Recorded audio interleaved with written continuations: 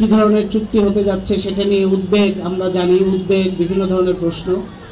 এমনকি আওয়ামী লীগের দলীয় শুভাকাঙ্ক্ষী অনেকে প্রধানমন্ত্রীকে অনুরোধ করেছেন প্রতিরক্ষা চুক্তি না করতে, অনুরোধ করেছেন নদীর বিষয়ে ফয়সালা করতে। আসলে আমাদের এক একটা দেশের প্রতিরক্ষা ব্যবস্থা এক এক রকম হয়। চীন থেকে পুরনো সাবমেরিন কিনে, রাশিয়া থেকে ঋণ নিয়ে অস্ত্র কিনে, ভারত থেকে ঋণ নিয়ে অস্ত্র কিনে সেই প্রতিরক্ষা ব্যবস্থা তৈরি হয়। প্রতিরক্ষা ব্যবস্থার মূল ভিত্তি হচ্ছে জনগণ, প্রতিরক্ষা ব্যবস্থার মূল ভিত্তি হচ্ছে প্রকৃতি। আজকে বাংলাদেশের প্রাকৃতিকভাবে আমাদের প্রতিরক্ষা ব্যবস্থার প্রধান জায়গা হচ্ছে সুন্দরবন। আমাদের প্রতিরক্ষা ব্যবস্থার প্রধান ভিত্তি হচ্ছে আমাদের নদী। এই নদীর উপর দাঁড়িয়ে আছে বাংলাদেশের ভূমি, এই নদীর উপর দাঁড়িয়ে আছে বাংলাদেশের সুন্দরবন।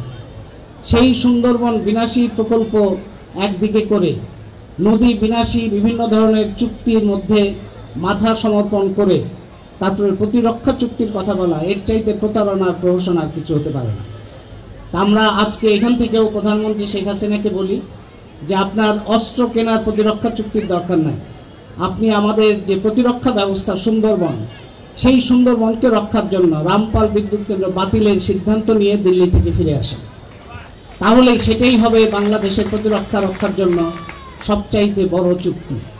এবং ভারতকে জানান আন্তর্জাতিক পানি কনভেনশন অনুযায়ী কোনো নদীর উপর অন্য কোনো দেশ কোনো বাধা দিতে পারে না। নদীর পানি প্রবাহ অবারিত থাকবে, নদীর পানি প্রবাহ তার উপরে বাধা দেওয়াটা আন্তর্জাতিক আইনের লঙ্ঘন, সেটা আপনি ভারতকে জানিয়ে আসেন। যে জঙ্গিবাদের বিরুদ্ধে সরকার কথা বলছে, এই মতাদর্শই তো সরকার নিজেই ধারণ করছে। জঙ্গিবাদী মতাদর্শ দিয়ে তো জঙ্গিবাদ দমন করা যায় না।